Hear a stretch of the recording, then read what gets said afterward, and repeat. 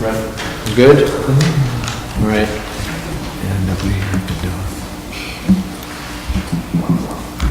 In compliance with the Open Public Meetings Law, I wish to state that on May 23rd, 2014, the notice of this meeting of the Upper Township Committee was posted on the official Township Bulletin Board, mailed to the Cape County Gazette, the Atlantic City Press, the Ocean City Sentinel-Ledger, the Herald Times, and filed with the Township Clerk.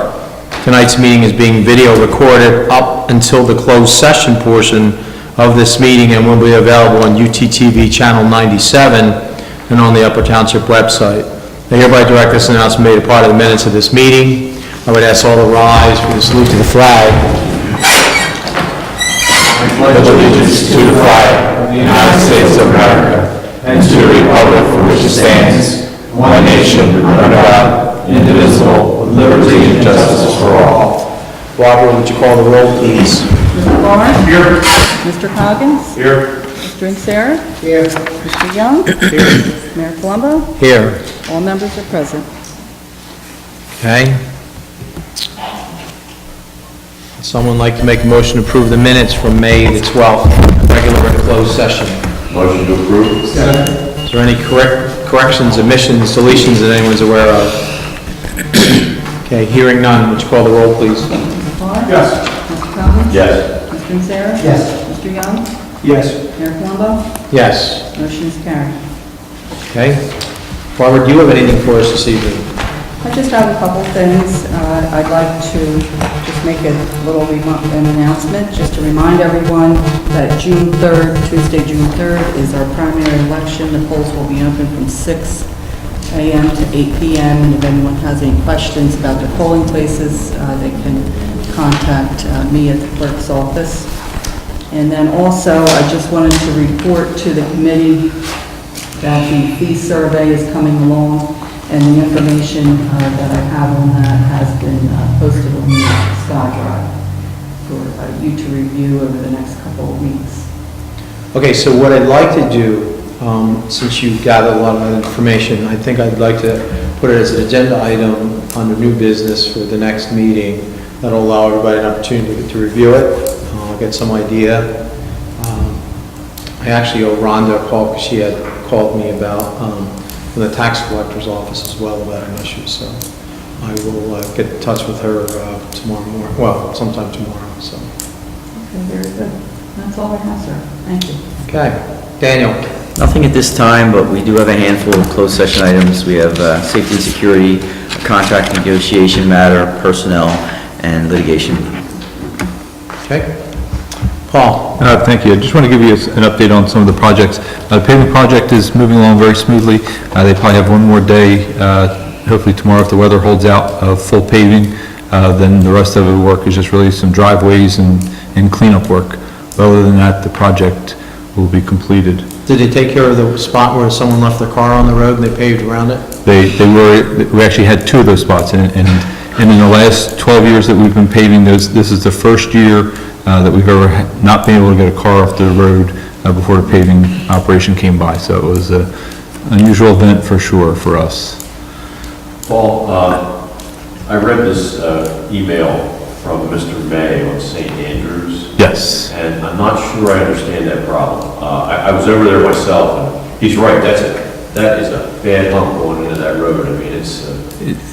this, in the center on the, I'll say the St. Andrews side, not the Route 9 side, is slightly higher than what we had planned on. The contractor put in a little too much asphalt there, so we've been watching it. I've been, waiting to schedule a meeting with Chief Newman to go over the issue with to see if the fire company has any issues or concerns before I, make recommendations for a corrective work at that location. So that is something that's correctable, because I saw something in there about drainage, and what I was looking at was kind of like the hump. Right. The concrete gutter was put in to correct the drainage problem. Right. Because it was without it kind of flattened out through there, so it wasn't allowing drainage to go from one side of the road to the other side. So that's why we put the concrete gutter in. However, it is you have to take your time. It's almost like a reverse speed hump. Oh yeah. At that location, so it does. Excuse me? Have we put any signs up saying? I've not put any signs up. I've kind of been watching it and really just waiting to see what corrective work, that the fire company, through our discussions, we're going to have to see what we're going to do there for a final solution. So we're working on it? We're still working on it, yes. And I talked to Mr. May and let him know that, once we come up with a final solution of what we're going to do, I will get back to him and let him know. Yep. The next item was the contractor started removing the HVAC units on the community center today. There was a little miscommunication between the roofer and the HVAC contractor, so they were not able to kind of continue and be able to set the last unit tomorrow. And because of the weather, most likely that work will be done on Thursday and Friday. So we're about 2/3 of the way completed. The 2 units were replaced and back in operation tonight, but the other one will probably be operational on Friday. And then the other thing that I just wanted to let the committee know, I was down at the Cape May County Open Space Board this morning, made the presentation for the grant application for the improvements at Caldwell Park. We were one of only 3 applicants for this round of funding, so I think the questioning went pretty well, and they didn't have any abnormal questions, so I'm hopeful that we will get the grant funding, or at least a portion of it. And that's all I had for today. Okay, that's great. Barbara? I have nothing this evening, Mr. Mayor. Okay. Mr. Coggins? We will be speaking about an emergency appropriation for funds for improvements to the tax map. I don't have a complete understanding of this at this point, and I still need to speak with Mr. Costello. But what I'm understanding is that there are certain minutia items required by the state to prepare our tax map to be ready for the upcoming assessment. And if they're not done, it will postpone our tax reval for a year. So it's something that we really need to talk and think about, and time is of the essence of that. So. No, I agree with you. I think it needs to move forward. And it looks like our backs to the wall with the state, because they're demanding certain things, and I get the feeling that they have not been as responsive as we would like to some of the questions. And also, Dan, correct me if I'm wrong, a lot of the material, the documents that were sent up from the township, for whatever reason, have not been either looked at or haven't been considered, based on what I understand from the tax assessor from Megan's office. With respect to specifics, a lot of them I can defer to Paul if there are questions on that, but I've been in contact with our assessor, and to put it mildly, she's frustrated with the Division of Taxation. She spent a year and a half sending corrections up and addressing every comment, request that they had, and in the last, I'd say, 60 days to 90 days, she received a response, which essentially, for one better way to put it, ignored what happened in the last year and a half. Went back to comments that they had a year and a half ago that have already been addressed. So it's almost like she has to spend double time now to re-educate the state as to what we've done in the last year and a half. Is that a fair comment? Yes, and the worst part is, most of the comments that, that we're going to be addressing are of a formatting nature, nothing that really affects the ability of an assessor, an appraiser, or the reval company in making an assessment of the property valuation from a tax map standpoint. It's stuff that, when the maps were certified back in 1982, they were certified as acceptable by the Division of Taxation.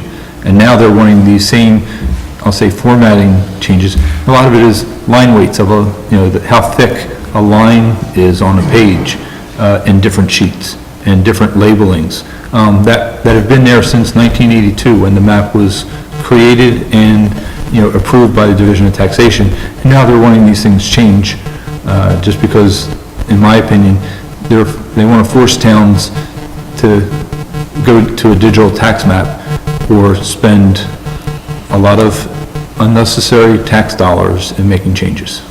Is this part of that plan that was offered to centralize the process with the county?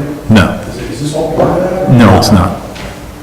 No. It's all part of the Division of Taxation is in a process of rewriting the regulations, which, most of the state regulations have to be reviewed and relooked at, I think, every 5 years. And so the new regulations that are going to come out later this year are going to require digital tax maps when you go out for a revaluation in the future. So, because they're hypersensitive about these, they're kind of attempting to force towns to go digital if they can. When Middle Township did their revaluation, like a year after we did ours back, the last time we did it, they had to go digital because of how many changes they had, but their map wasn't as up to date as our map was. So it's just their way of trying to force towns to go digital. If we were required to go digital, which I'm understanding that at some point that will happen, what would the cost of that be? And would it make sense to begin a phasing in of this, or is this something that needs to be done in one lump project as opposed to, phase 1, 2? You almost have to do it as a lump project because all the maps kind of fit together as a puzzle. And if you did it a little bit at a time, you're not going to get what a digital map gives you because everything's integrated and geo-referenced, in an electronic fashion as opposed to a paper fashion. The last time we had prepared an estimate, it was in the ballpark of $180,000 to $200,000 to prepare our digital maps. I think Middle Township paid more than that for their maps when they did it about 5 years ago.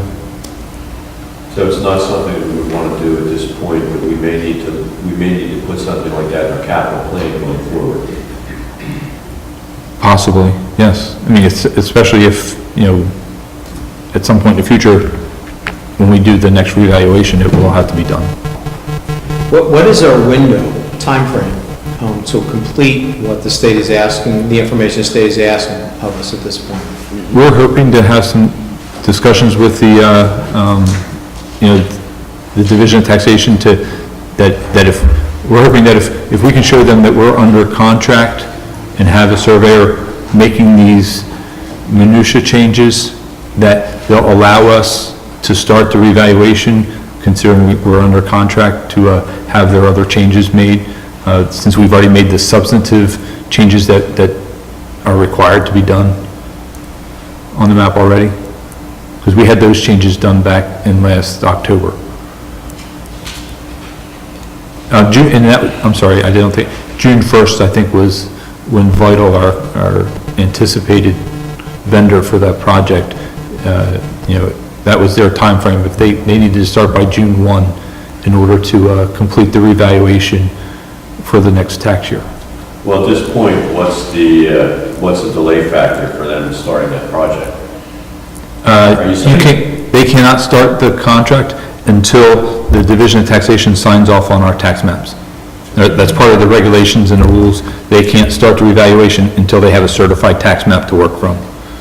And until the Division of Taxation gives them some sort of approval, whether it's a conditional approval or full approval, they can't move forward. So we really don't have much, we're talking 30 days, like 35 days. Yes.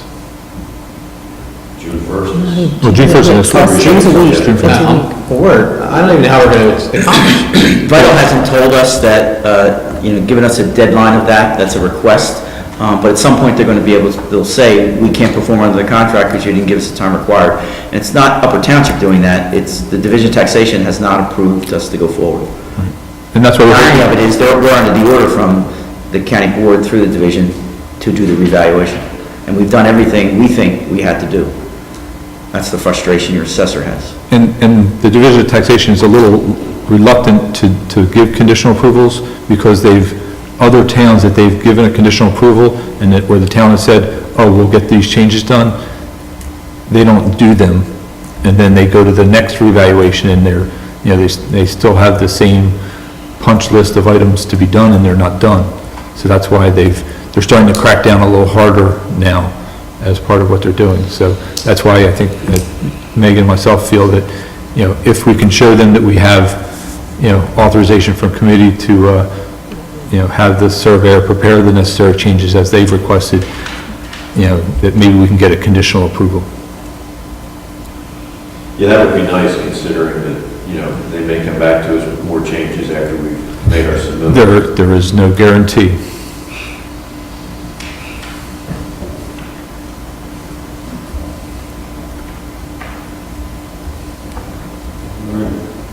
Anything else? John, you're up. No more good news. Okay. All right. Mr. Young. Just a few things. We're moving ahead with the 4th of July celebration. We met with a few of the board members for each recreation, the last advisory board meeting we had for recreation. Everybody's got some nice ideas on what they would like to see. We're going to meet this Thursday night to try to put together an agenda and to get everybody on the same page. At this time, I have enough sponsorships to pretty much pay for everything that we want to do. So any money we do make at the refreshment stand will be all free and clear at this point to give us hopefully a nice donation to the Challenger Sports Program. And the feedback has been positive. I've been working with Barbara on a few of the things with some more ideas on it. The cross has moved on quite well. They're pretty much wrapped up now. We did have 2 kids in wrestling, and I would like to get a resolution done. And I don't have their names now, but we had one young man won the national title at the Malwas this year. And then Charlie Costa, who won the nationals last year, finished second in the nation this year. So if we can do anything, I'd like to get a resolution to honor these 2 kids. Or I'd love to get the name of the one that won first place. And you saw the one that I sent you about the gold and the crew races from Ocean City? Yes, I do. So we've had a number of athletes that have really done very well and competitive. The only other thing I had, I talked with Paul today, Martintown Road. I had somebody down there, 3 or 4 people that contacted me about trying to do something. They're having a problem with speeding cars coming out of Washington Avenue and following the stop signs. There's kids out there catching the bus.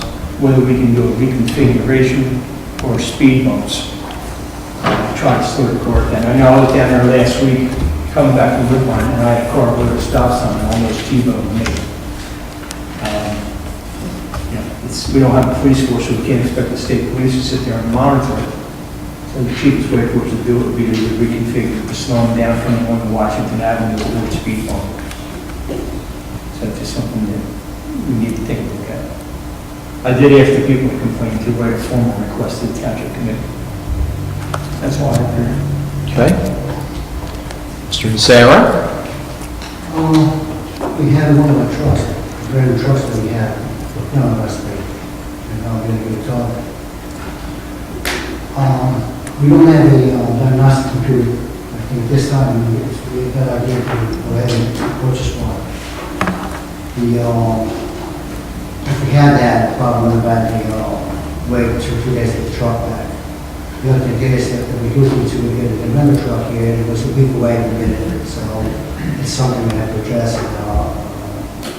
The amount for that is around $8,000 a computer. It is a cost, the yearly cost, for the updating the software, about $2,700, I believe. I'll let me make a motion for that, and get approved if we need it. The next time the truck goes down, especially when it's out of warranty, it's going to cost township money. We're doing it because we don't have a computer to see what's wrong with it.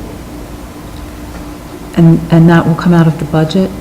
Well, for now, I guess we could take it out of the budget and put it back through the recycling grant. Well, if it's not, the recycling money is earmarked for recycling. So if it's not used exclusively on a recycling project or a recycling truck, then I don't know that the auditor would allow us to use the recycling money for And that. some of the trucks aren't recycling, so we should be able to use the money.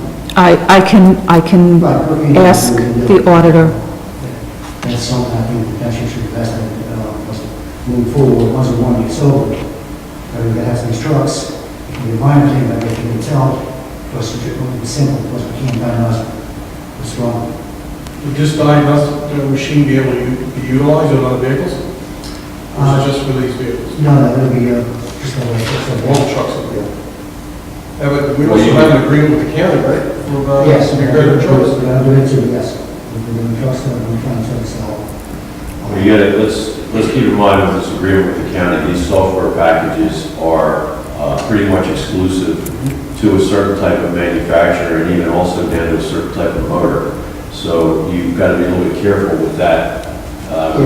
When we're opening that up to the county, we have to make sure that we have the appropriate software. Yeah, according to Roy Joe, they say a few of them should be able to use that with the county also.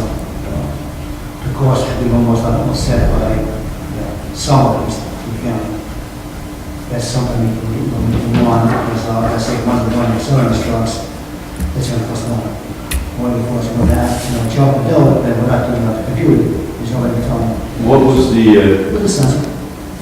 And we taught up the wire, get it back, and, the agreement that we have, the company that we got for the rental truck, and then it was a week away. Talking about the way to handle it, one note, but that's something we should have.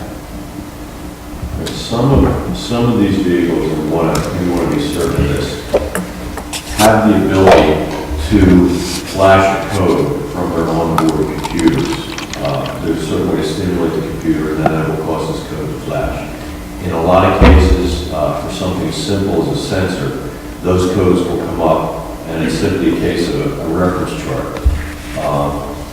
When you get into some of the emissions equipment on these trucks, that's where these computers really become a valuable item, and maybe we need to just make sure that we have the technical skills within our department to work on the emissions equipment, and that's probably the most critical. Well, Joe feels both Roy and Joe, if the company not the law.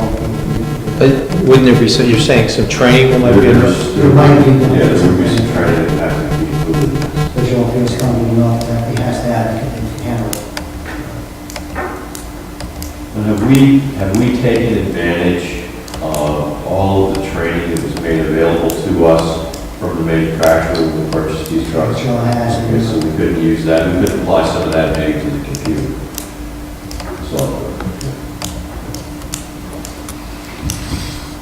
Well, we have a first. Would someone like to second it? Well, I'll second for continued discussion. Just a little concerned that that we're buying a piece of equipment for brand new trucks, but I'm not a mechanic, so my expertise has it goes, as far as potentially being able to change a flat tire. That's about it with a car, so. It is a useful tool, and it's a viable tool, if it's in the right hands.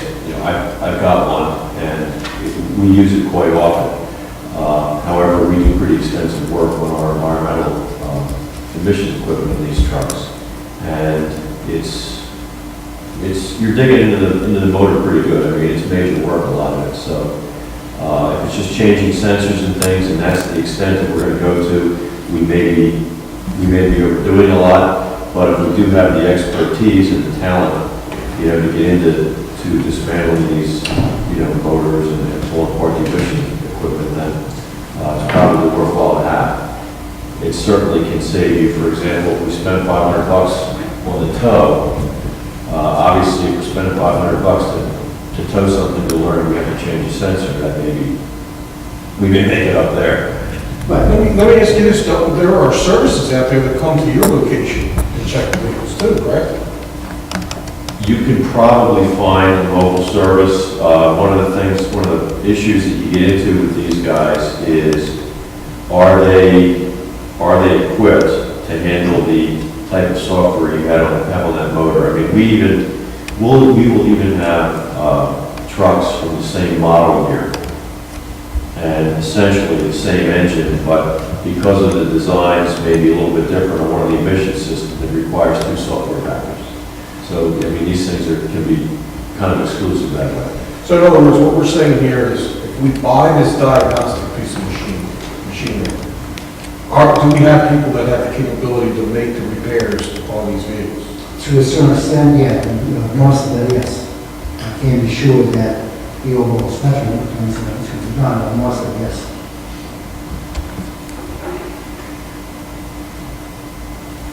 Well, I'm relying on YouTube because, this is a little bit, I mean, I say, boy, potentially, research on it, Joe agrees, he knows what value, he knows how to use it, he should be able to, according to what he says, he should be able to work on it. well, I guess some of the concern, brought by you, John, is if we have this piece of equipment, will it work reasonably well with the vehicles that we have in place, or are we going to find ourselves really, adding a lot of additional costs to this just based on the software? It will work, because what you're going to purchase will be something that is designed to work on the motors that are in these trucks. Right. Okay, so that part of it will work and that will tie in. Where you get into, and it will save you things like, Tony gave a good example. We're towing a truck up to Thoroughfare, to the dealer, or wherever it may have been. That's probably going to be a $500 to $1,000 tug. I hope that we didn't have to pay for that to bring It it. was, the tail was under warranty at this point. Holy smoke. Now, the other side of this thing is we also have to be astute enough that when we do find these issues, that we've got to file for warranty recovery. For example, if we are doing this work ourselves and we're changing the sensors or various other emissions equipment ourselves, that we are getting the manufacturer recovery warranty not only for our parts, but for our labor as well. Like, whatever warranty is through the dealer, we should have the same. Same coverage. Yes. The new truck we ordered, is it the same kind of truck with the same motor, or are we looking at? Well, We're out to bid, we're out to bid. We don't know that. That's undetermined. What you may require in a case like that would be an additional software package Right. to load into the computer equipment. You have, the way these things are configured, you actually have an umbilical cord that plugs into a port underneath the dashboard of the truck, much like they use in automobile dealerships. From there, it goes into a module, and that module is a communications device that translates whatever's coming out of that software package to a language that the onboard computer in that truck can understand. So the various components of this, you have the computer that's probably worth a couple $1,000. You have the module that is, I'm just looking at one, as a matter of fact, it's probably worth another $2,500 to $3,000. And then you have the software on top of that. Once you have all these other components in place, the only thing that you would have to get different, if you had a different truck, would be an umbilical cord, which may have a different connector on it. They're relatively, by comparison, inexpensive than the other portions. The module would stay the same, the computer would stay the same. What you would have to go with would be an additional software package that matches the programming of the onboard computer on the engine itself. That could cost you, depending on the manufacturer, in the neighborhood of, $1,500 to $2,500 for the package, from what I've seen. And as of right now, we don't have any diagnostic equipment in any vehicles. No. The one thing I will say is if we are going to be working with these new generation trucks, these motors changed dramatically from 2007 to 2008 with a lot of additional emissions equipment on them. And there is not a lot that you can do to repair these vehicles yourself if you are going to be in the repair business without this piece of equipment. I guess, as long as we have warranties on this truck, we're gonna take care of basic things and minor issues on the truck, but are we gonna have our mechanics tear our motors apart if it's needed? Or that's all under warranty at this point? Yes, but the thing is, the truck still has to be taken out of service, send it up to wherever.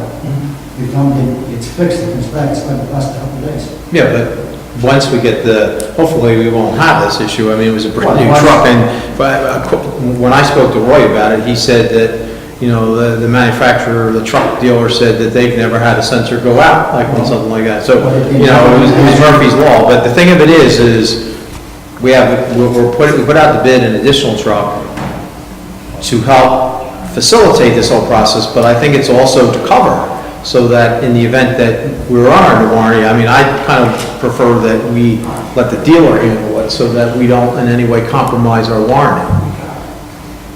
Here's just I'm gonna throw it out there, I'm not arguing one way or the other, but one of the things in my experience that I find, when you do send a truck out for warranty work, that downtime often can be very extended, depending on what the given dealer has queued up in the system. Okay, so you can have pretty significant downtime.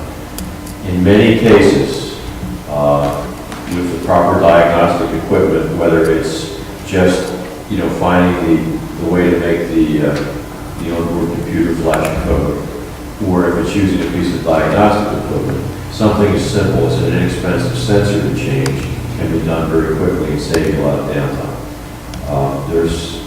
I see pluses and minuses to that. Do we know how much work we can do without warning the warranty? You can actually, That would be a major concern. well, if you have certified mechanics, you can essentially do almost anything without voiding the warranty. Unless you're talking about major component failures. But when you're talking about things such as changing sensors, most trucking facilities who are working on their own vehicles will have a warranty recovery program in place where they're working on these things in their own shops. So warranty can be recovered, but you have to be astute enough to do it, and you also have to keep on top of it, because warranties can get ahead of you if you don't file your paperwork in a timely fashion, and you don't stay on top of the manufacturers to get back to you. So you said it's $1,000? 5,000. $8,000 $5,000? plus $700 for, upgrading. So 8,000 plus? 8 plus, about 10, 7, And that can come out of the operating budget at this point? At this point, we can, we have to take that here, and then we have to replace it with the recycling one that we have. If it's approved. Or we can't recycle trucks. You can't authorize it unless she has a place to pull it out of the budget. So you could tentatively say yes, but Barbara has to be the determining factor as to whether or not there's funds in a budget line item. Otherwise, you're going to have to go another route. It's hard to determine that amount of money to be able to take out of the budget. So would it make sense to table the discussion and re-agendize it for 2 weeks so that we can find out if it actually does come out of the recycling budget? But we shouldn't have it, we don't have to have it now. 2 weeks from now, it's not going to matter. Right, okay, because, all right, so are you willing to rescind the motion? I'll rescind the second, because that way, I mean, I would hate to vote to move forward, comes back, and then we find out that there isn't that money in the recycling, and then you are taxing potentially the budget by buying it, and so we need to, We have the money to recycle, we have the money to recycle, it's just a matter of Whether or not it's authorized. We have trucks that are used for recycling, so we should be able to move the money. It all depends on the auditor's view. Yeah, I think if we have if we can substantiate that we have sufficient funds, as time goes on, this thing will become more and more useful. well, I mean, I think we can still make, a determination in 2 weeks, even if you come back with a negative thing, then we make the determination of whether or not that's something that's viable that we need to take out of the budget, so I'll take it there. Okay, anything else? Mr. Barr? Okay, just a few things. I guess we'll start out with our active weekend that we had, Memorial Day weekend. I'd like to commend our first responders from the fire department, the rescue squad, state police, everyone else that was out there to help with the motor vehicle accident. Construction workers. Yep, that we had at the bridge. Unfortunately, a gentleman lost control of his vehicle, as probably everybody knows. Went off the bridge down into the construction area, and I understand if it wasn't for the gentlemen that were down there working, the gentleman could possibly turn into a fatal motor vehicle accident. So I would commend everybody for the job that they did, and I would like to make a motion that we look further into this and forming some type of resolution and giving some type of recognition to it. to the parties that were involved. I'll second that. I actually forwarded a summary report from Chief Newman to Barbara already, so that it has a significant amount of the details. I was actually, I was on site and walked out, saw the vehicle in the water. Amazing that it didn't even hit the construction barge I mean, it missed the construction barge by like that much, okay? And it was just fortunate for that gentleman that there were people there that acted quickly and took a hammer and broke the window and held his head up until Marmora Fire Company came, I guess, right? Then they cut the seat belts off. So, well, he's still, I believe, without breaking any HIPAA laws, he's still in the hospital and he still has some very serious injuries from my understanding, so. Especially with an incident like this, it goes to show exactly how, I mean, it's almost choreographed. Chief Potter, when you have a proverbial, what, in the fan, everybody that's involved in the first responders, they all get together, they all know what each other's jobs are, and it works out great, and especially with the civilians getting involved in it. I mean, Plus you had the helicopter, you had to flag them out, right? Getting involved, and, I think there were a lot of angels on people's shoulders this weekend, when that took place, so it could have been a lot worse than it ended up being. So, again, Chief Potter, thank you for you and your comrades and everything that they did in handling that situation. I also, on that note, Chief Potter, I'd like to make a motion. He has 2 applications here for part-time EMT to try to beef up his roster for the summertime. One applicant is EMT certified, George Karpinski. I believe George is also a firefighter in Ocean City. And we also have another gentleman by the name of Timothy Longnecker, who is an EMT. And I believe at one time he worked for ACMC as a paramedic, was it? Yes. As a paramedic. I'd like to make a motion that we accept their applications and employ them as part-time EMTs for the rescue squad. Second. Is it summertime? Is this a summertime? Well, they're actually, well, the part-time people, it doesn't really increase hours, it just increases his pool of individuals to call on. Just beats up his roster that he has more people to pull from, because we do have people, that vacated their spot. Also, during the summertime, first responders, they like to have some time off too, so we get some part-timers in there to try to alleviate some of the stress. So it doesn't, well, may I, if I could address Mr. Potter directly, does this change any of the hours budgeted for watches? In other words, are we going to be adding hours to a watch? Okay, so essentially it's cost neutral. There's no real cost. The only cost to us from the budget standpoint would be the physical and the background check. And then with part-time, we don't have a benefits issue? We do not, but the only benefit would be if they made more than $5,000 in the year, that it would be mandatory that they enroll in the DCRP program, a retired program. No, it's not pension, they're not eligible for the pension because they're part-time, but it would be a retirement program that they would be eligible for. It would be 3% of their salary, the cost to the township. Yeah, just to add, very shortly, when we had some lifeguards on staff for emergency this weekend, but the EMT, we have an EMT person throughout the summer that takes care of injuries and quick responses, even for Strathmore as well, besides the beach patrol. So that's something that has been in place for, I guess the last 6 or 7 years. Can you take a little? Sure. Mr. Barr? Yes. Mr. Coggins? Yes. Mr. Nocera? Yes. Mr. Young? Yes. Mayor Palumbo? Yes. Motion's carried. And one last thing, unfortunately came to my attention yesterday. Mayor and I were honored to travel around the township with the American Legion, the VFW, and our Boy Scouts flying the colors for our veterans on Veterans Day. As far as, do we have a resolution that lists the days in which we are supposed to fly the flag and have staff? We don't have an annual resolution, if that's what you're asking for. Yes. I'm sure it could be researched and we could provide one for you. Well, the reason is we did not have our flag at half-staff yesterday, and it should have been at half-staff. And every other cemetery that we visited was at half-staff, so we want to make sure that we're compliant.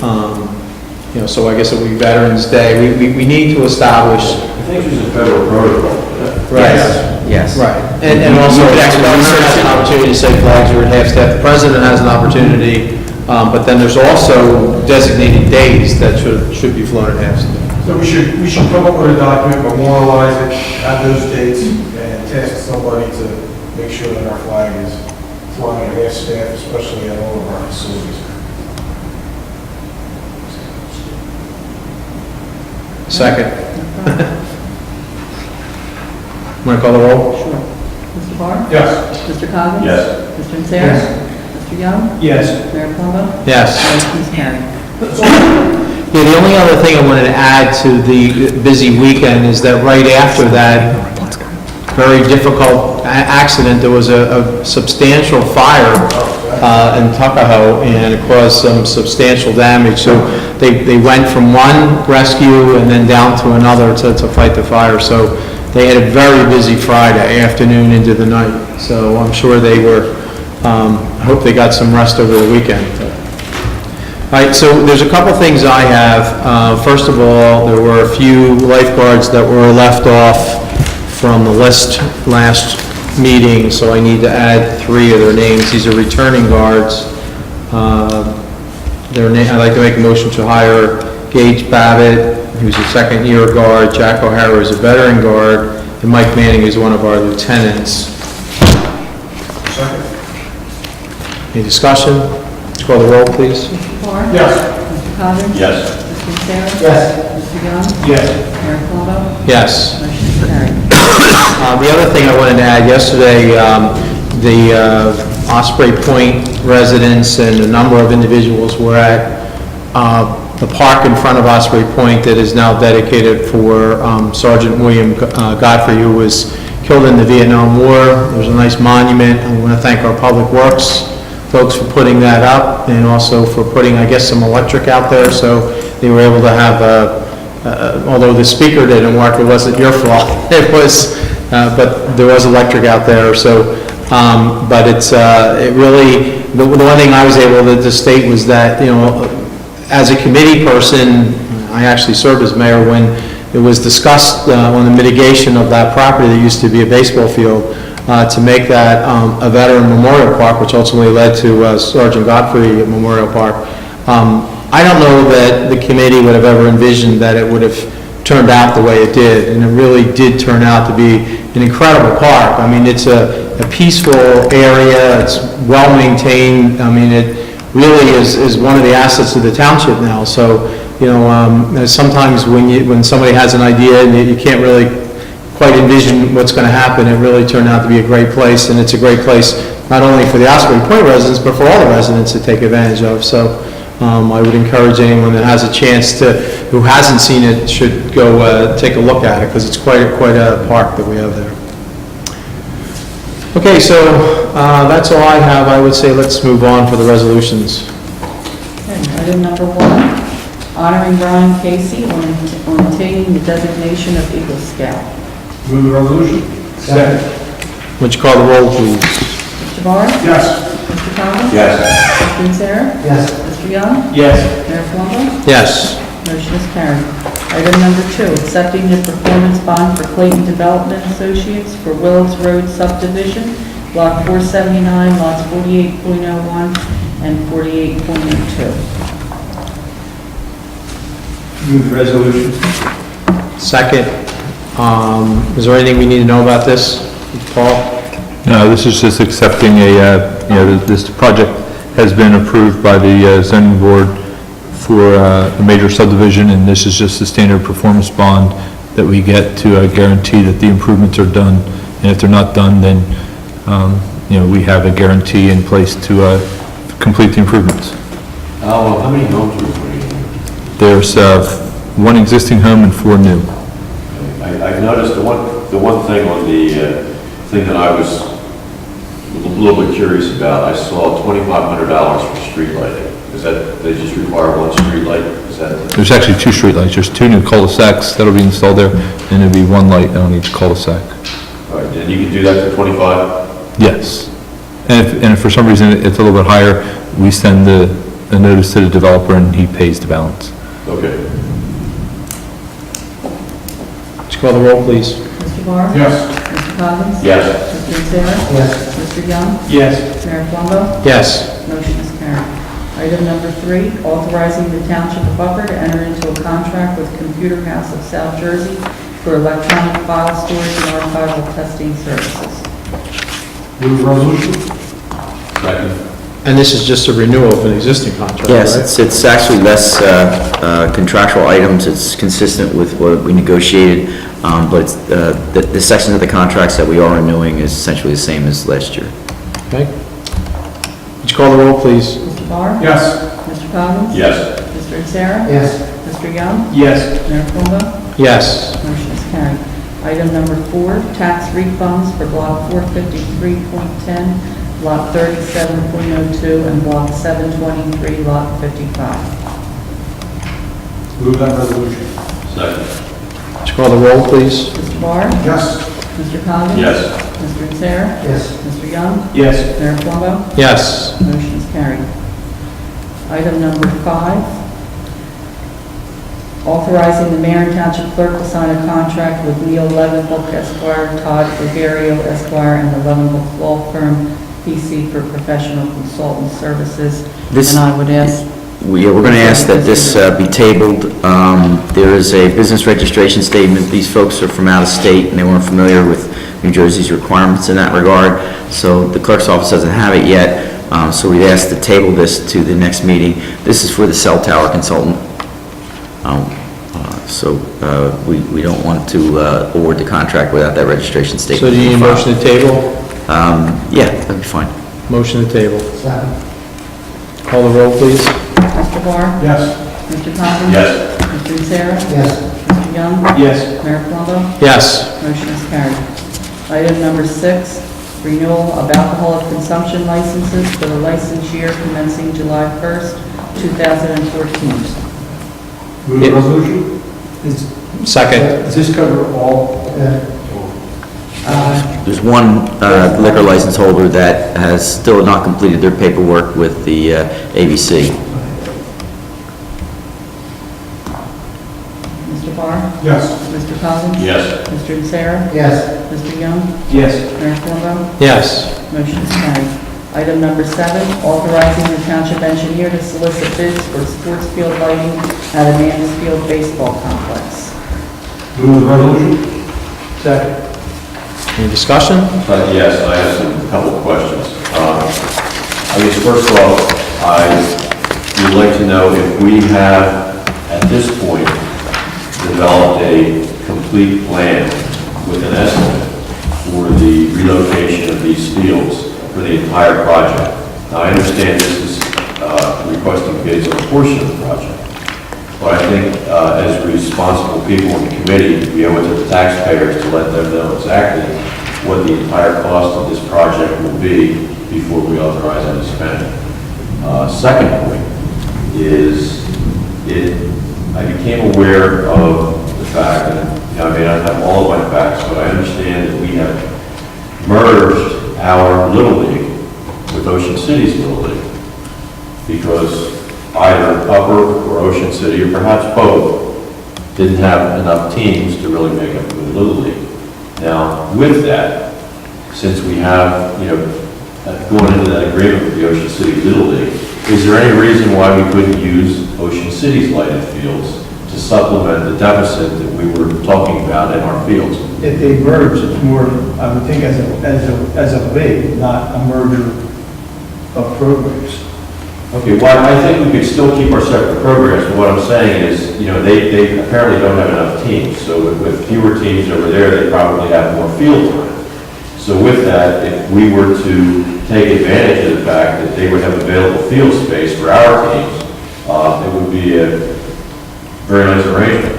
We wouldn't have to get into a project, but I think more important than that, you know, as responsible people here with the township budget and township's dollars, have we come up with an entire scope of work with a budget for this project before we make any sudden decisions? Are you referring to strictly baseball, or are you referring to a managed field? I'm referring to the whole project where we're going to take down fields in Caldwell.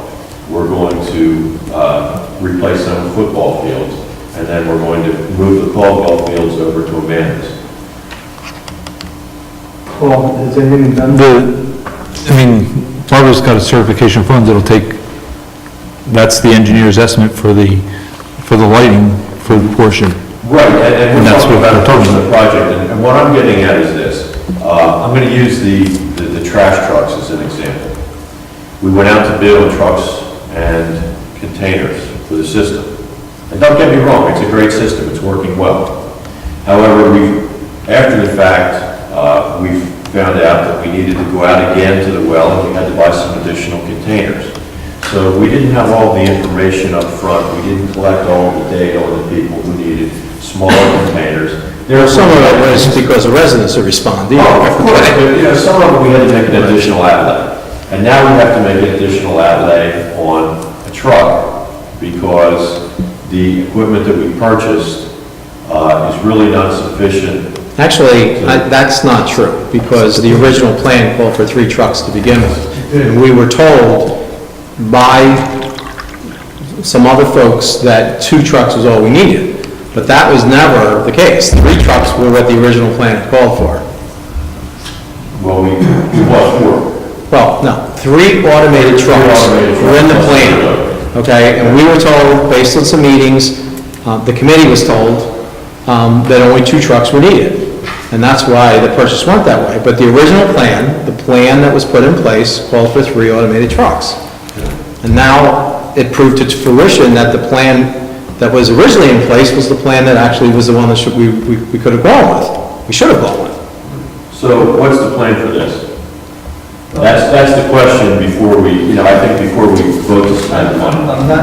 The only way we can give you a solid number is if we have all the money approved for every project we had going on out there to be completed within a certain amount of time. This has been a 12-year project now. We have a ballpark of what we want to accomplish, but it might be 5-10 years from now. So there's no way we can give you a cost job at this point because everything changes based on what we need and on the market for what we need. I mean, what is the scope of it? I mean, What's the entire scope? Quantify, what is that? As far as- 1 field, 2 fields, 3 fields? 2 fields. 2 fields? 2 field. And does that include the girls' field? No, it's for lighting for the Baby Ruth field and 1 Little League field. Okay, so what is it we do in trying to accomplish these 2 fields? The resolution is to request field lighting at the baseball complex at Amanda's Field for the Baby Ruth field and for Little League field. What else is needed to have these fields? I think what you're asking, Tony, and what we're looking at, our vision, is to possibly centralize everything. That's the goal that we want to attain somewhere down the road. But until we start to put the infrastructure in, put the lighting in, start to accommodate for the programs that we have now, and then start to move people, you can't come with an exact figure of what the cost is going to be. Everybody wants to try to centralize our recreational activities because we've beaten a dead horse over this whole thing about we want to get guys from out of certain park areas and cutting grass and putting manholes in the areas and try to centralize it. That's what we want to do. Our vision is to centralize it. It's a given, since we all agree on that, to have one centralized sports complex. But we understand that, what is that's needed here moving forward to get this accomplished. It's got to be a goal, it's got to be somewhat more of a figure. I think it's just this is a piece of land, it'll be 50 minutes more, 200,000 next day. That's what we do. You know what we want. We want to achieve. What is it going to cost? We don't have the overall. Well, first of all, even if we had a cost, the problem is this project has been going on for a number of years because every other time something comes up, we prioritize that. We've had a lot of unfortunate incidents with Hurricane Sandy. We've had a huge beach erosion problem that we had to take care of on the inlet section to protect the homes and the infrastructure there. Some of that money over the years could have been funded to complete this project. This project is now 12 years, going on 13 years and counting. And the cost has unfortunately gone up to do some of the work that we originally planned, because obviously in 10 years, everything goes up in price. The one thing that we committed a long time ago, when lights were put up at the existing Caldwell Field parks for baseball, the existing committee at that time committed to transferring or putting lights up at the new fields when we had the chance to consolidate that and put it in Amanda's Field. And so to give an estimate of where we are now, or to give an estimate of how valuable that piece of property is based on some of the improvements that have been made. And by the way, there are a number of people that are looking at that for other reasons, mainly because some private entities have been told that they can't have soccer tournaments anymore. I mean, there are some real opportunities that are there for this township. And so, you know, I don't agree with the principle that the overall cost has anything to do with lighting two baseball fields. Well, Rich, I agree with what you're saying. I agree with the fact that this has been put off. And I think what we have is this. We have our vision or our concept. What we're missing before we spend money is we don't have the design, the complete scope of the work. Yes, we do. Yes, we do. We do too. That's exactly what I'm asking. We had, the plan was designed back in 2002, Okay. and that plan hasn't changed. Well, okay, so then we have one more step. We do have a design. So then let's apply the cost or a cost estimate to this entire design. It doesn't have anything to do with the existing fields. The fields are there, and we need to build the lights for the fields anyway. I mean, what will unfortunately take place is other future development of Amanda's Field will probably be postponed, and maybe that's appropriate, and that is appropriate to do as we move further into potentially other projects. But the fields of baseball are there. It's not going to affect the future. It needs to be done. We can't say it's going to cost $500,000, and I'm just throwing a number out there, right? Because I don't believe that's what it's going to cost, okay? But we can't say that this is what's going to do the whole major project, and then we determine whether we want to do the lights or not. To me, that doesn't make any sense at all. The fields are in existence. They're not being utilized in the right way, in the way that we anticipated back in 2002, because the lighting isn't there. And so we've committed, I guess I'm the only one on this committee that committed, way back when the committee did say, when those lights were put up and paid for, by the way, by the Baseball Association, that the township would then provide the lights, because the lights that are there at Caldwell Park will at least be utilized for practice, for, you know, the football programs and other things that can be utilized over there. Right, and this is exactly what I'm saying. You know, we have this, we want to demolish the baseball fields in Caldwell Park. We can identify a cost to that. We can put man hours to that. We can put a dollar figure to that, because if we're going to do that internally, we know what our cost of labor is, and cost of labor benefits that we apply to it. This is what I'm looking for. Let's get this cost out and be transparent with the taxpayers in as much as how much of the taxpayers' dollars will we be spending as we evolve through the various steps. We're asking to go to bid on these lights. Until we get the bid, we can't give you any answers whatsoever. Now, you're asking for, as you said before, a business plan for recreation. How do you have a business plan for something that's staffed with volunteers, that's a service to the township? We can have what we would like to see, but I'll tell you what, there's no way to have a business plan when you're talking with people that do things for free. And there's no way to have a business plan with something that might not get completed for 10 years. We're not going to get the lights for free. No, we're not. So we know that. But I am really missing, I gotta tell you, John, I'm totally missing your point as to the expense of transferring the Caldwell Park into Amanda's Field. Those fields at Amanda's Field are already in place. They're under development. All they need to do is put the lights there. Has nothing to do with how we're going to transform the other properties. It doesn't affect it. It does, because if we don't transform the other properties, we have two existing baseball fields. We are transforming it. There's no question that that's going to happen. It's minimal, the transformation will be minimal. Backstops, fencing come out, the dugouts come out. Can we apply dollars to that and let the taxpayers know what those dollars are? Well, we can look into it, but it has nothing to do, as far as I'm concerned, with the lights. To complete the improvement, besides the lighting, to complete the improvements at Amanda's Field, we received a grant from the Cape May County Open Space Board of $225,000, I believe was the total amount. And they excluded from our request the construction of the lights and the construction of the concession stand. Okay. Other than that, that will complete the major components that we already have under construction currently. That will complete the construction at Amanda's Field for the items that we have under construction. Can we define that and get it on paper before we vote on it? And then all we need to do is... First of all, there's a motion and a second, and we will take a vote tonight, unless somebody decides not, unless there's 3 votes against it, so. We're asking to go to bid on this, so we do understand the cost and have a solid figure. And what you're asking me, and what I'm hearing here right now, is you want a long-term plan, and you want a business plan. But I'm sorry, but I just see the same business plan when it came to public works trucks, trash trucks, or cans. So you're asking me to do something that hasn't been done by any other program in this township. Well, we're talking about new capital versus replacement capital, so it's a little bit of a different concept. But yes, Well, there was a lot of money that was bonded for public works. And there were statements in the past made that if we had this bond of money, we would spend it. And guess what? A lot of it went in a different direction. I'm... Excuse my Irish. Anyway, I'm sorry, do you have anything else?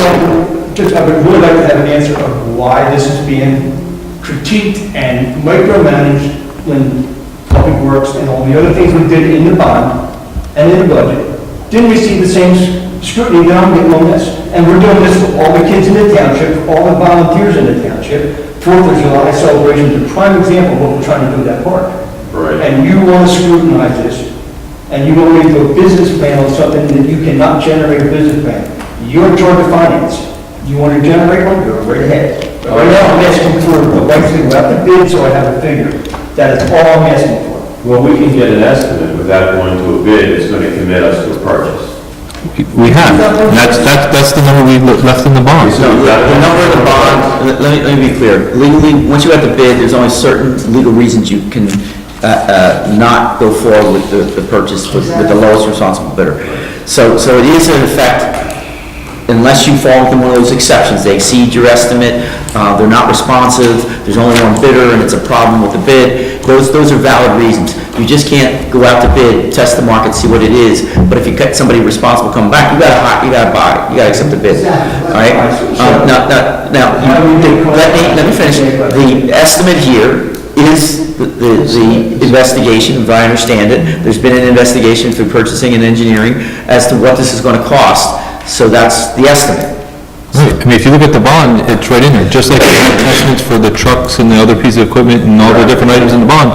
That was the estimate to supply the sports lighting for the project. Supply the lights.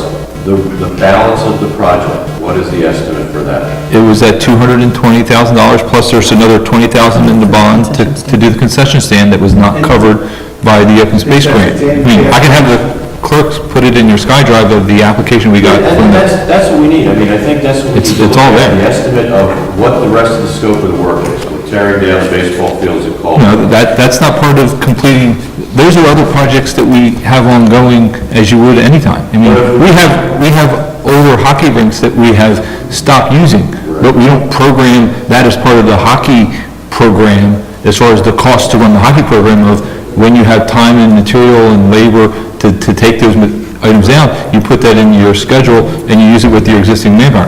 Just like with the baseball, as the Public Works has available time to, they have some guys available, they'll start dismantling some area. But it's not going to be something that's the cost of operating baseball. That's not how we... What I'm being told, and correct me if I'm wrong, is that we are going to remove the baseball fields at Caldwell Park and replace them with football fields. If we don't do that, then we won't need to put the lights out at Amanda's Field.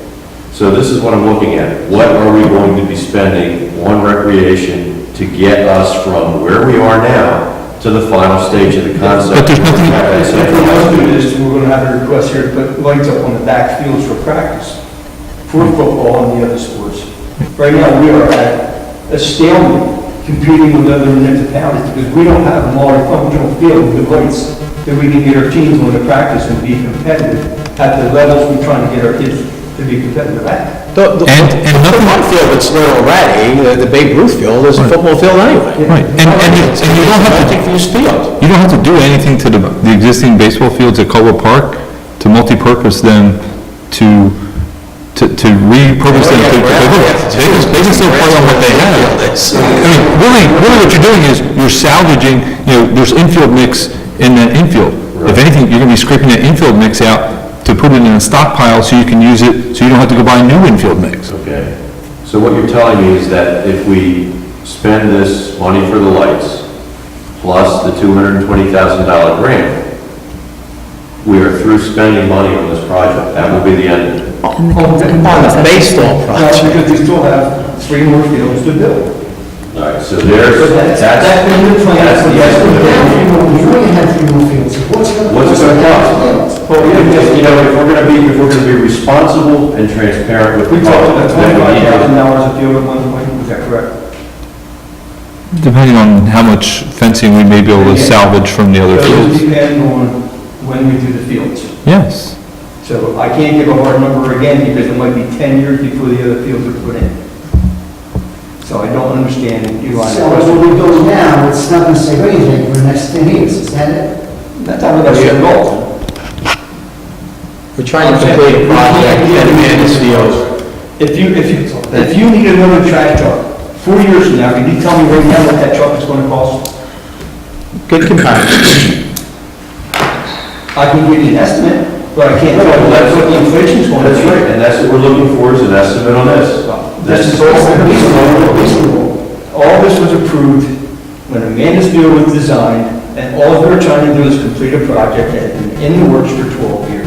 What's Now, that? you're trying to take a project that's been in the works for 12 years and do away with it. No, I'm not saying I want to do away with it. I'm not saying I wouldn't vote for this. What I'm saying is, Then I don't it's time for us to step up and be transparent with the taxpayers and let them know how much of their money that we intend to spend. Let's do the same thing all, in every department here. I agree We with you. had done that. No, we haven't. How's So, that? yeah, Public works. How's that? Don't even go there. Well, let's go, how's that? because you have gotten $100,000. There are things that was needed for the township to operate. This is needed for township to have sports. That's recreation. No, it's not. Yes, it This is. is a necessity. It's recreation. You don't You know what? We're going too far with this. There's a motion and there's a second. We will take a vote on it. Please call the roll. Mr. Barr? Yes. Mr. Coggins? Abstain? Mr. Insera? Says it's no. Mr. Young? Yes. Mayor Palumbo? Yes. Motion is carried with 3 in favor.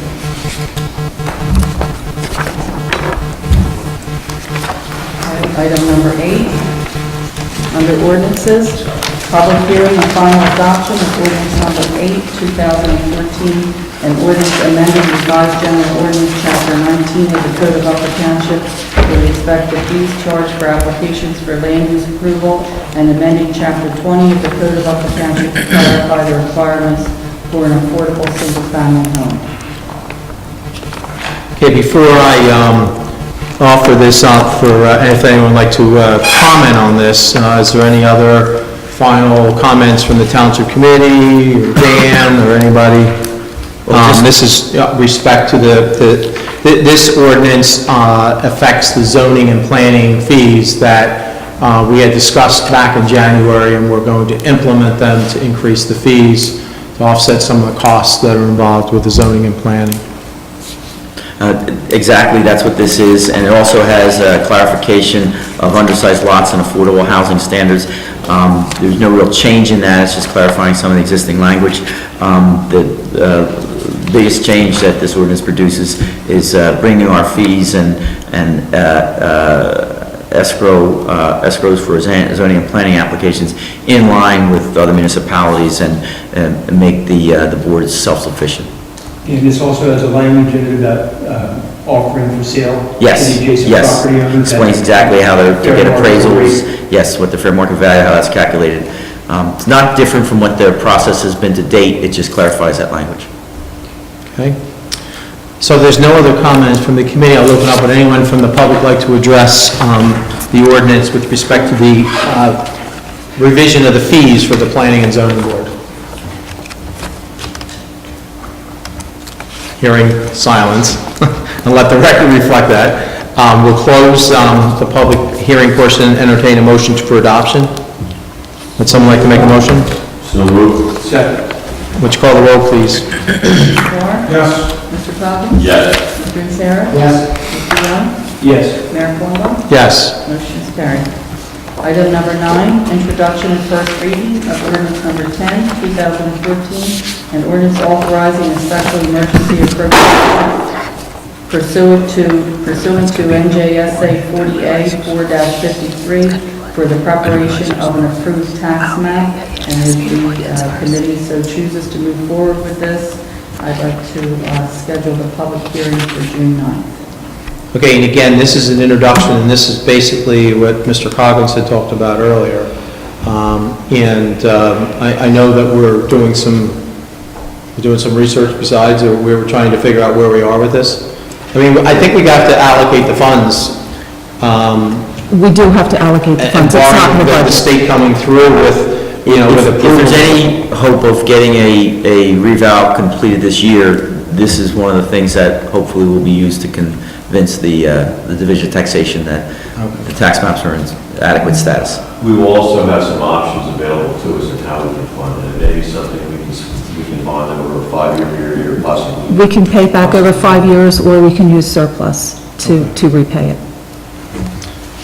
All right, so would someone like to make a motion based on, what was the date again? I'm sorry. June 9th. June 9th, okay. Make a motion that we do the second reading on this on June 9th. Second. Okay, call the roll, please. Mr. Moore? Yes. Mr. Coggins? Yes. Mr. Sarah? Yes. Mr. Young? Yes. Mayor Plummer? Yes. Motion is carried. Item number 10, under new business, Upper Township Soccer Association requests to use Amanda's Field for endless summer soccer tournament, August 30th and 31st, 2014. All paperwork in place, Excuse me? paperwork is on the place. Yes, sir. Motion approved. Second. Would you call the roll, please? Mr. Barr? Yes. Mr. Coggins? Yes. Mr. Sarah? Yes. Mr. Young? Yes. Mayor Plummer? Yes. Motion is carried.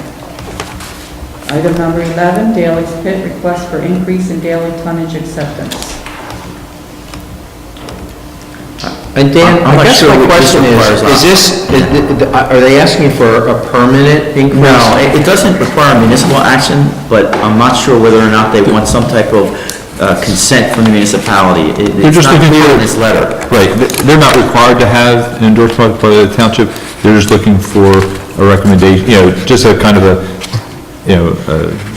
acknowledgement in saying that we don't have any objection to it. It doesn't change what their total annual allowance is to have and recycle at the site. They're just changing it more based on, they said because of the winter weather Right. that there's more potholes, more streets being. So more materials coming in on a daily basis occasionally than what aggregately is going to come in during the And that winter. wasn't our requirement, it's a DEP's requirement, and I asked Paul to check the site plan that he had already done, it doesn't affect their approvals for municipal, with respect to municipal approvals. So we don't need to make a motion to approve Well, this? I think the applicant is asking some kind of confirmation from the municipality that that's the fact. So Based on motion from and a second to direct the municipal engineer to say that the change that they're requesting of DEP does not require is not in violation of any municipal site plan or require any further municipal approval. So just so I'm clear, the request is to take in an increased amount of 200 tons or whatever daily amount, but it doesn't affect the overall yearly amount that they've been approved for. Correct. And you don't see a problem with that? No. I'll make a motion to I don't know approve. if the hours of operation, is that the extent? Nothing else changes within their permit, and I did receive today a copy for, the Cape May County MUA sent a letter, in a similar fashion, and they noted that this increase in daily capacity should not impact the facility's annual capacity. So they did not have any other issue with the facility either, so 10 that's, more truckloads a day. yes. They're not gonna start at 4 in the morning, and agreement. Excuse me? They want to start at 4 in the morning, and take. They're not, it's not changing any of their other operational, site plan requirements at the facility, just how many trucks can come in a given day, but the total number of trucks would still remain the same. Make a motion to approve. All right, just let's be clear what you're approving. You're asking the engineer to forward a letter essentially outlining the fact that it doesn't require any municipal approvals, it's inconsistent with their site plan, and we have no objection to the change. I'll second it. That's my motion. Mr. Barr? Yes. Mr. Coggins? Yes. Mr. Sarah? Yes. Mr. Young? Yes. Mayor Plummer? Yes. Motion is carried. Item number 12, South Jersey Gas, request to purchase easement. If Hey, I may. Dan, talk to us Okay. about this one. I received a telephone conversation, and obviously it was followed up with an appraisal. This is on Block 350, Lot 12 out in Tuckahoe. It somewhat fits into the discussion you had earlier on the Amanda's Field improvements, because what the gas company is requesting, they need a fair portion of that parcel for an easement. And an easement is an interest in land that's less than a full developed lot. And that is required to, if you're going to sell the easement, you're required to do it by ordinance if you're selling it to someone individually. And if you do that,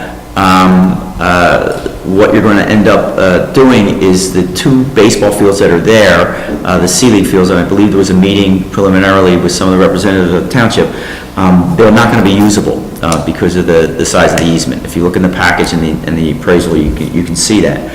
They value the parcel at $67,500, and while you can't use that as quid pro quo, and that's what it costs to build new fields, but that essentially is the value of constructing two baseball fields, and the value of that lot as what it would be used for in its area, which is, I believe, mostly residential. It's next to the township hall. It's actually part of the township hall property, I believe, the old township hall. And the public works yard. And the public works yard. And I defer to Paul as to whether it impacts any of the operations out there and the technical requests. But bottom line is, it would have to be accomplished with an ordinance. You would have to direct me whether or not you feel their appraisal is satisfactory as fair market value, or whether you want our appraisal to go out and determine fair market value. It goes both ways. We don't know whether they would say higher or lower. I think if you determine that the 67.5 is fair value, we could go forward with the easement. This is part of the pipeline project. It's a one-time payment. One-time payment, that's it. And they get to use the property for the purposes. As far as the easement goes, what would be the purpose that we want to use it for? Is the line going to be traversing the property? Yes, and I defer to Paul as to the specifics. At the beginning of the project, they had asked to use some township property, but they're going to purchase the property over on Marshall Avenue, kind of right around the corner. And they're going to use that property for a valving station. In other words, the existing 18-inch main that comes down Route 50, down Marshall, and down Mount Pleasant Tucker Road towards Woodbine. And then they want to connect the two at a valving station, so that if they have problems on one line, they can, kind of valve it back and forth and have it interconnect at that location. So this is where they'd like to do it. They're trying to move off of Marshall Avenue, and this is one of the locations that they'd like to look at. And they have right-of-way and easements right up to this point, correct? Correct. Yeah. So that's what makes it an ordinance, because With the valving station, it's an above-ground structure then. It's The valves, both sets of pipes come up out of the ground, they interconnect in the valve, and then they go back down in the all ground. right, so it's not a, it's not a pipeline traversing a piece of ground underneath where you can subsequently use the fields. No. 10 feet, it's going to be structure. They have wheels on it, right, to move the... Correct, yeah, there's all mechanical and electronic stuff. We're not using them anymore anyway. That was part of the consolidation to Amanda's Field. So the question is, does the committee want to move forward with that appraisal, and would you like me to prepare an ordinance for introduction and publication? Who did the appraisal? Who did the appraisal? Was the gas company? It's a gas company. But bear with me. Tom Sutherland. Jeff Sutherland. No, Jeff Sutherland. Yes. Jeffrey. Yeah, but that's their lawyer, Jeffrey Sutherland. Hold on. Paul, how big is this parcel? The easement, how big is it? The easement, I believe it's 200 by 200. Oh, okay, I'm sorry. John Sutherland, must be related. So it's up to you. You could have your appraiser do a review of it to determine whether So it's this is fair market value. it's in front of the desk can be higher. Yes, I think we should, I don't know. that's fine. What are your thoughts on the appraisal then? I'm not an appraiser, but a small lot in Tuckahoe that's best and highest and best use, most valuable is residential, and that's the comps they used. I would probably talk to Megan to see if she feels any differently. It's good, it might cost us, I don't know, $1,000 to get a second opinion. What was the appraisal of that? The appraisal amount's $67,500. 67.5? $67,500. Think about it, a small buildable lot in Tuckahoe, do you think it's worth more than that? I mean, there's a lot advertised on Route 50 right around the corner, on Route 50 for $75,000 for a 2-acre lot. Okay, this is about 40,000 square feet, which is a little bit less than an acre, right? Yes. For And it's an $67,000. easement. Now, we would want to put conditions in it, which I would do, that would talk about liability and insurance and indemnification, all those nice things that our risk management consultant would like to see. And also by doing this, we'll be able to expand, we're having room in the public works yard now. So by doing away with the baseball field towards the back, we'll be able to expand the facility for public works. Also, the cell tower company has, in the past, looked to expand their compound, so as we renegotiate or put out the cell tower lease for that site, we could offer an expanded area for that. That's one reason why the lease area is pushed away from both the public works yard and the cell tower, so that both of those facilities could be expanded. And, the cell tower area is expanded, there's potential future rental income from there also. Dan, question, does that have to be offered to somebody else too? Not if it's less than what can be used for development, which it is. And because they have the easements on both sides of the property, they have you can do it because as an adjacent owner. So it doesn't have to go out to public bid. I mean, that's not to say you could put it out, but who's going to bid up an easement? I don't know if anybody's going to be interested in it. Nobody else is putting a pipeline down there.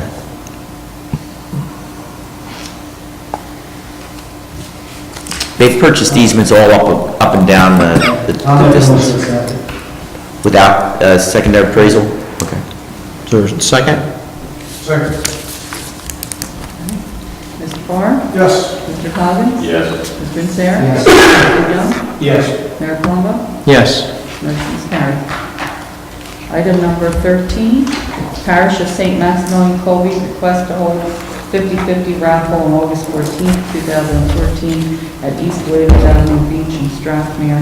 And this is actually a two-part request, a request for the raffle application and also a request for use of the beach to hold their annual feast celebration.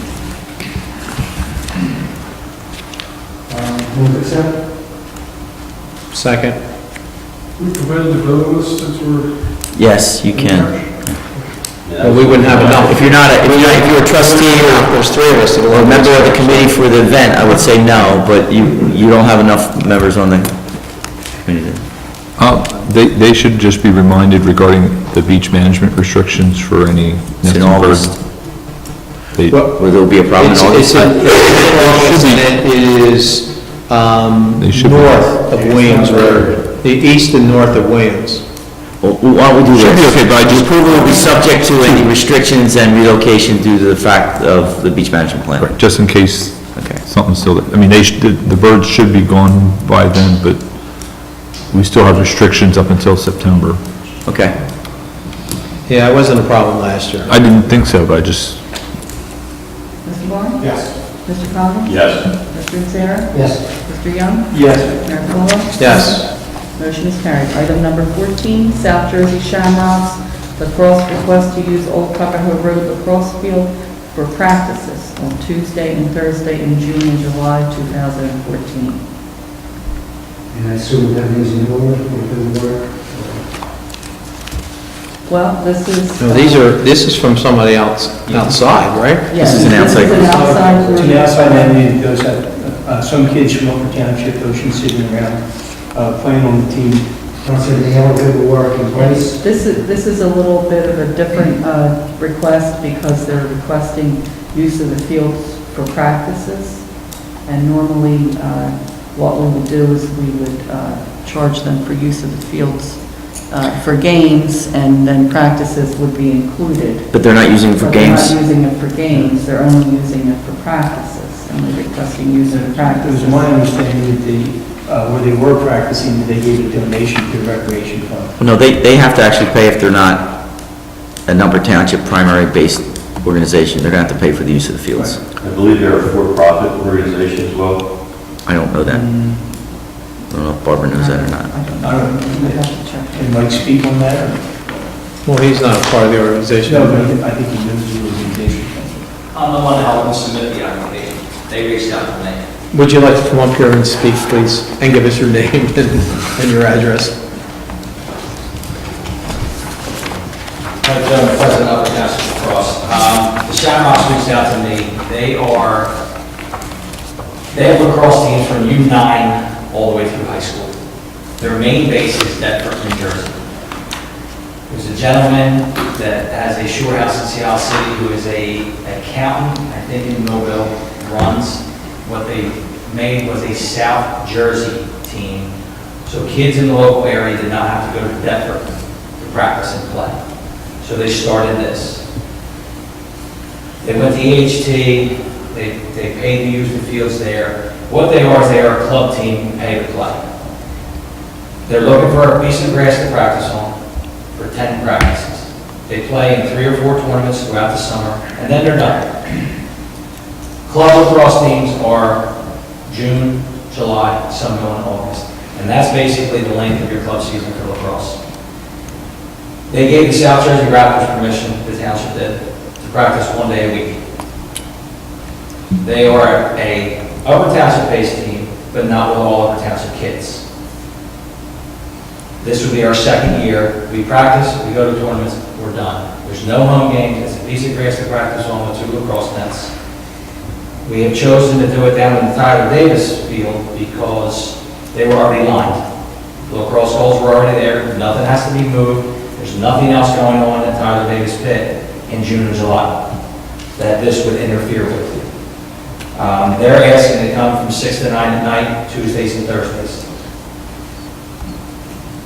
Mike, so you're saying it would be a Tyler Davis, not a Teal Tucker? Yes, Tyler Davis, only for the simple fact is the lines are already there. Tucker Road was painted with soccer, so the lines were already there. That was, the request I had asked.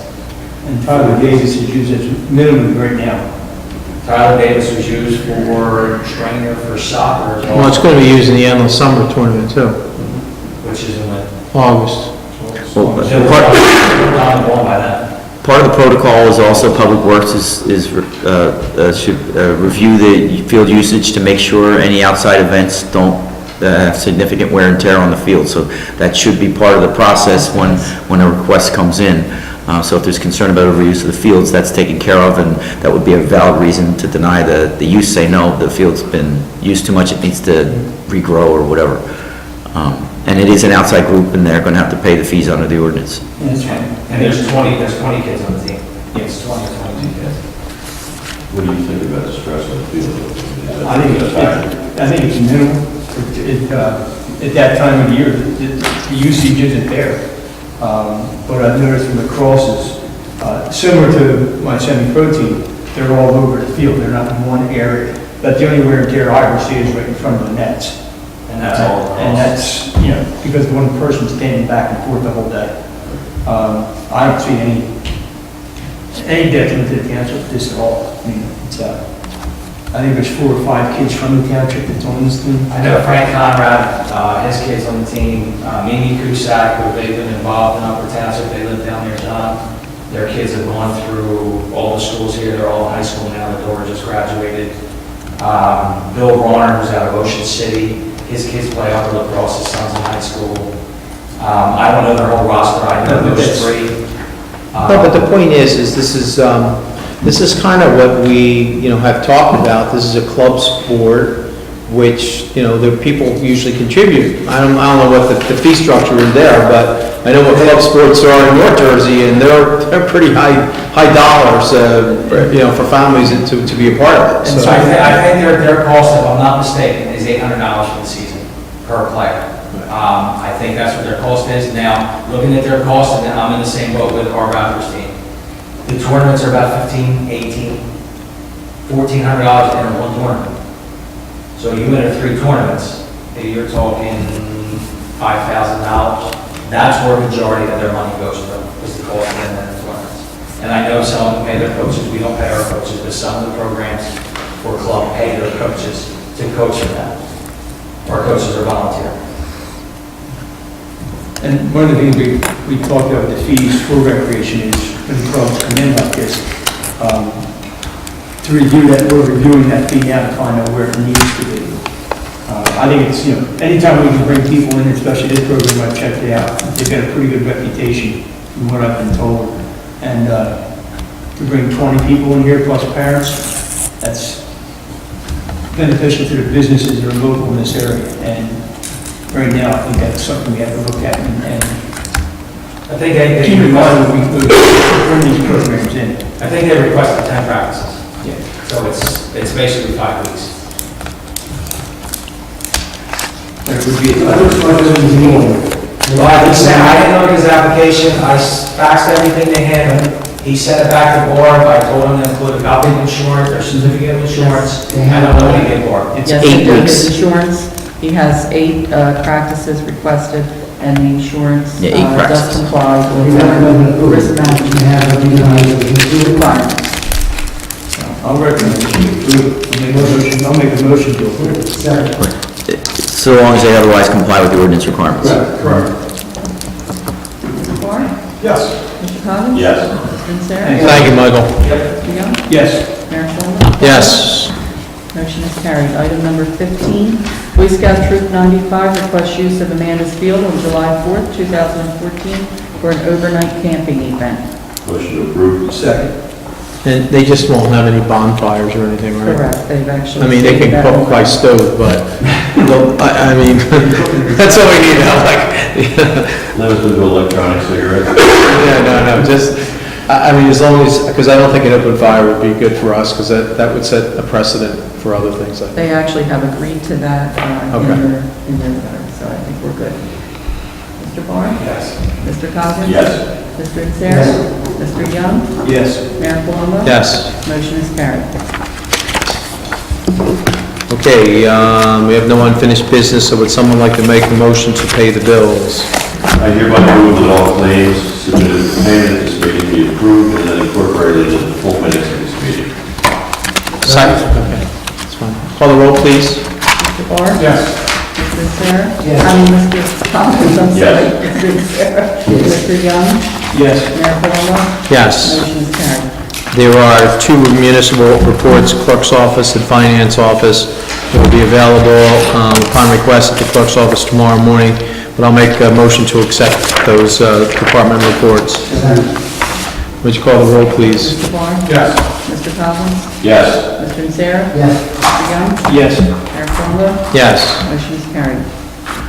Okay, at this time, we'll open it up if anyone from the public would like to address the Township Committee. Now's the time to do so.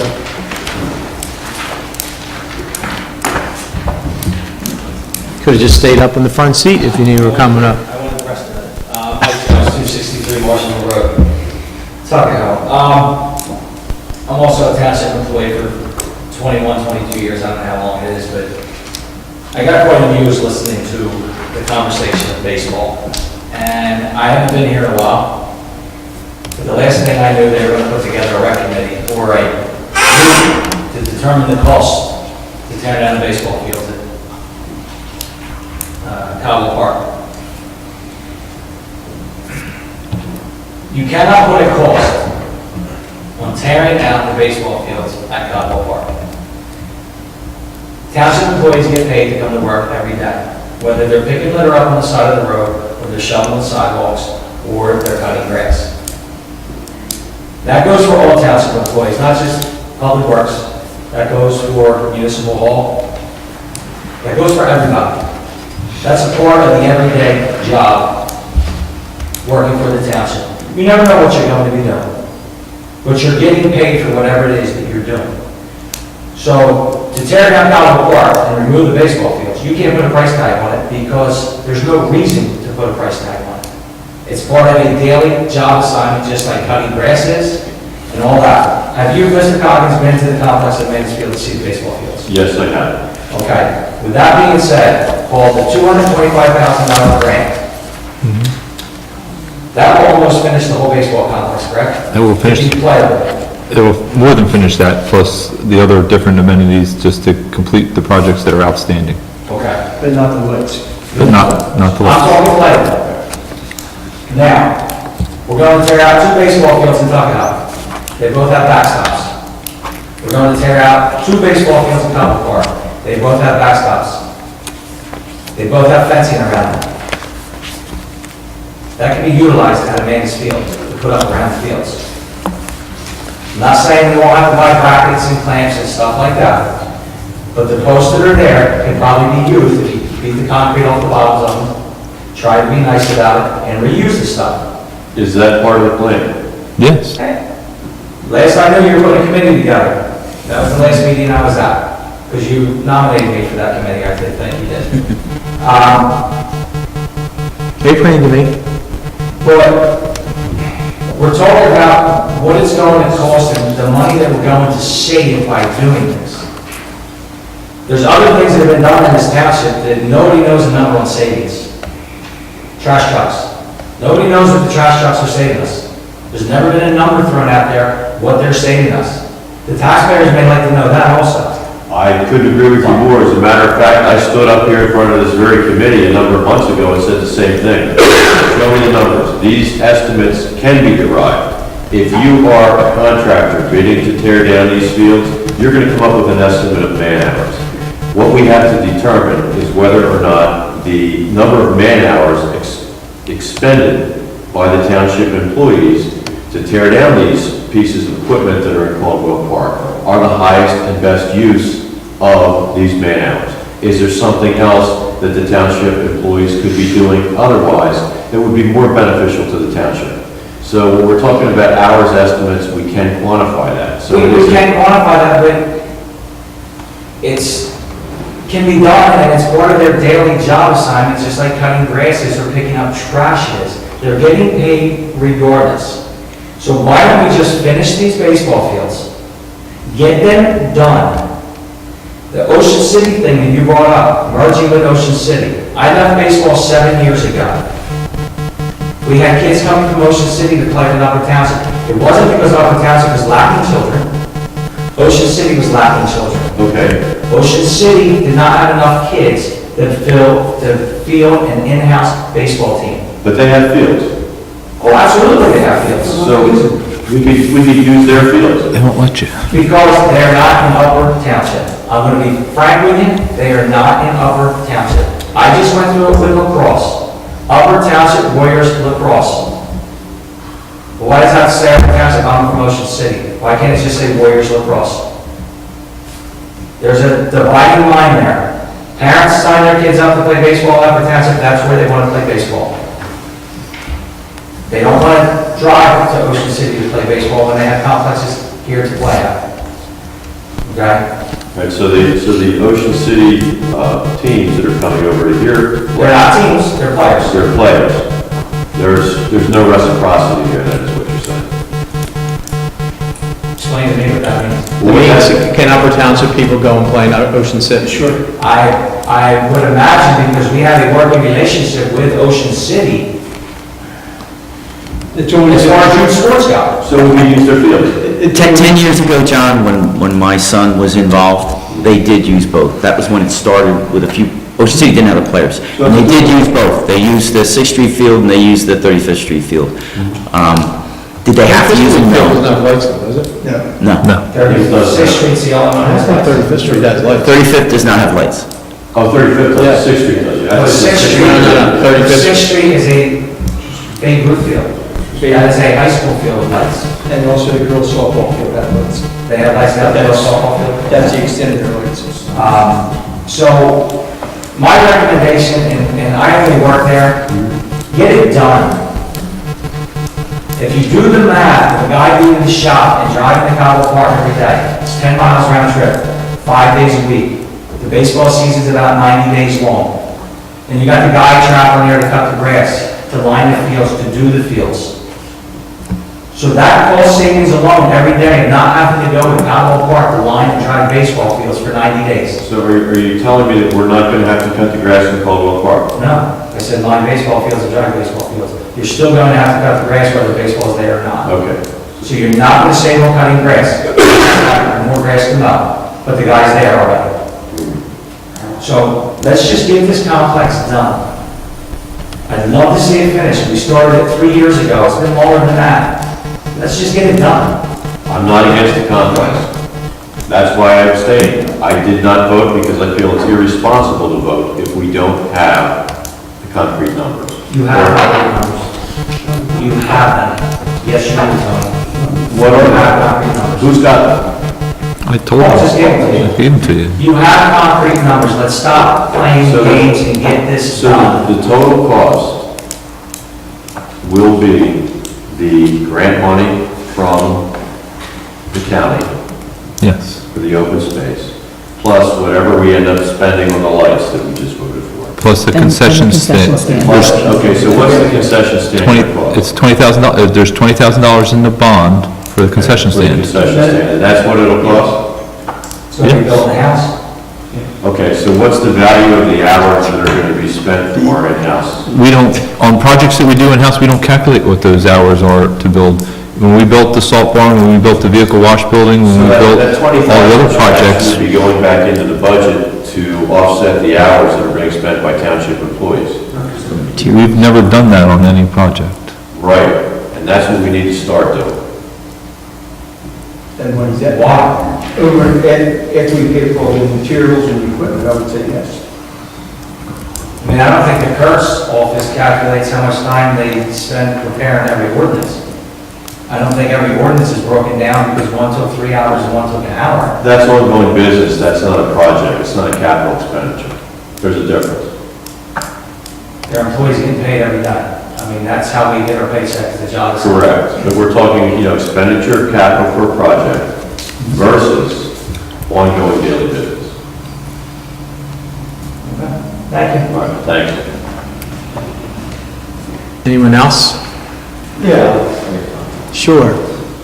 Just name and your address. Yeah, my name's Don Valeno. I live at 472 on 610. I had brush outside, okay? Mostly briars, mostly grapevines, some tree trimmings that I put out there. Been out there since February. My wife called 3 times, never got an answer. Finally got an answer and got a hold of the supervisor. Supervisor said, well, it's tree removal. I said, I had the same thing out there last year, and you took it away. Now this year, it's not happening. I want to know why. Now who determines if it's tree removal or it's not? Well, the supervisor came out to your property, he took actually some pictures of it, and there were 3 to 4 trees that were I like got that. pictures too. That was the report I got, and he was Well, here. I cut trees, right, I put the trees out there, I put some brush out there, and they were cut this high, so they were pruned. Last year, I cut a dozen trees and throw them out there this size, and they took them away. So since February, I only ask them once a year, and it ain't that big a deal. Well, So, if you don't pick up tree removal, you gotta pick it up. I have 3 sons. My son cut down a big pine tree, put everything out front, away it went. So, who makes the call? Just so you're clear, the ordinance does not authorize the township to pay for tree removal that you just described. When people do tree clippings and cut off limbs of existing trees, that can be put outside, but when you cut down a tree, you're expected to dispose of that yourself under the township ordinances. I did, but I got branches too. Well, branches are fine, but we should segregate out the tree removal from the branches, and they'll take the branches. Okay, that's fine with me. And once you do that, tell the Public Works and say, I took out, it's just my trimmings. I don't know who to talk to. well, Mr. Insera is in charge of Public There Works. were so- evidence that show that you had 3 to 4 trees possibly cut down, and the stumps were still standing there, they were outside. And you can't cut down a tree and just put the limbs out and say they're just trimmings. Well, You can't do that. I got 2 trees in the back that are just limbs. Well, it's not a front town, I still have it here, I got a picture with me right now. there were evidence that there were 3 to 4 possibly trees cut down, the stumps still been about 2 or 3 feet high. So that's, it were tree stump. You remove that, and the rest will be picked up. We give it as, I can move that. How about trees, that's. How about prior to the grapevine? Well, I know that, I can understand that, just separate that and we'll pick it up, the rest is. Okay, I can separate it then, right? Okay. Separate it, we'll. It's for trimmings. You can't, play games, you can't trim the whole tree down and just and then to get rid of the stump. It's really for tree clippings. Well, a lot of people put everything out there anyway. I know a lot of cases where trees are out there. They shouldn't, but that's the rules. Yeah. Right. So the orders. Well, some of the trees, believe it or not, some of the trees that are cut down are not picked up by the township. There are folks that go around and pick up the wood and then, Yeah, I understand. do that themselves. Right. Yeah. Well, if I separate it, you'll pick it up. Separate it, I'll see if we can split that. Yes. Okay, very good, thank you. Anyone else? It's been a lively discussion tonight, and one of the more lively ones that I recall, so if you'd like to partake, you're welcome to it.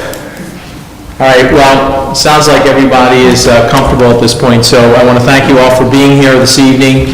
At this time, we'll close the public portion and entertain a motion to go into executive session, and I'll call on Mr. Coggins to make that motion. I hereby move that a resolution be incorporated into the minutes authorizing the Township Committee to enter into an executive session for the following matters pursuant to the Open Public Meetings Act: safety and security, contract negotiation, personnel, and litigation for tax appeals.